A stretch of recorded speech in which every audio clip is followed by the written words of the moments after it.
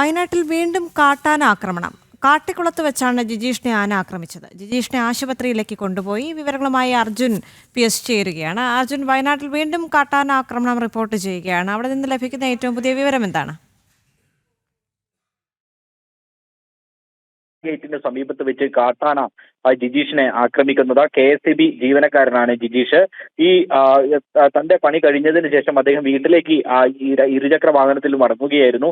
ആ സമയത്ത് ആന ആക്രമിക്കാൻ ഓടിയെടുത്തപ്പോൾ അദ്ദേഹം ഈ ബൈക്ക് ഇട്ടതിന് ശേഷം ഓടി രക്ഷപ്പെടാൻ ശ്രമിക്കുമെങ്കിലും ആന ഇദ്ദേഹത്തെ വലിച്ചെറിയുകയായിരുന്നു, കുറ്റിക്കാട്ടിലേക്ക് വീഴുകയായിരുന്നു. പിന്നീട് ഇദ്ദേഹത്തെ വയനാട് മെഡിക്കൽ കോളേജ് കൊണ്ടുപോയെങ്കിലും തുടർന്നുള്ള ചികിത്സയ്ക്ക് വേണ്ടി പിന്നീട് കൽപ്പറ്റയുള്ള സ്വകാര്യ ആശുപത്രിയിൽ കൊണ്ടുവരുന്ന സാഹചര്യമുണ്ടായി. തുടർന്ന് പരിശോധനയ്ക്ക് ശേഷം ഇദ്ദേഹത്തിന് വലിയ പരിക്കുകളില്ല എന്നുള്ളതാണ് ഏറെയുള്ള ഒരു ആശ്വാസം എന്ന് പറയുന്നത്.